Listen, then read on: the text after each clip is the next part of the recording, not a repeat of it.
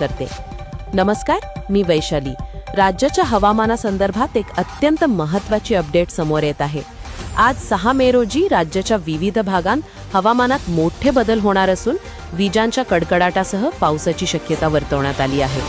सध्या राज्याच्या काही भागांत उष्णतेचा तडाखा जाणवत असला तरी हवामान विभागाने दिलेल्या अंदाजानुसार मान्सूनपूर्व हालचालींना वेग आला आहे.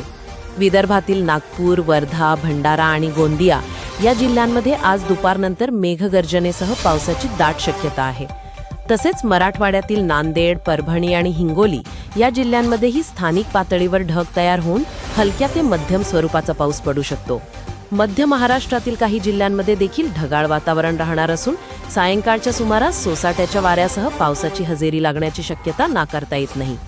हवामान विभागाने विदर्भातील काही जिल्ह्यांसाठी येलो अलर्ट जारी केला असून नागरिकांना विजा चमकत असताना सुरक्षित स्थळी आश्रय घेण्याचे आवाहन करण्यात आले आहे. विशेषतः शेती कामात असलेल्या शेतकऱ्यांनी विजांच्या कडकडाटाच्या वेळी झाडाखाली किंवा मोकळ्या जागेत थांबणे टाळावे. दुसरीकडे कोकण किनारपट्टीवर मात्र हवामान प्रामुख्याने कोरडे राहील, परंतु वाढत्या आर्द्रतेमुळे उकाड्याचे प्रमाण अधिक राहण्याची शक्यता आहे. उत्तर भारतात सध्या पश्चिमी आवर्त सक्रिय असल्याने त्याचा परिणाम महाराष्ट्राच्या वातावरणावर होत आहे. यामुळे तापमानात काही अंशी घट झाली असली तरी आर्द्रतेमुळे घामाच्या धारा वाढल्या आहेत.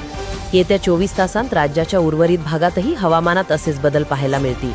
हवामानाचे असेच सविस्तर आणि ताजे अपडेट्स आम्ही तुमच्यापर्यंत सातत्याने पोहोचवत राहू.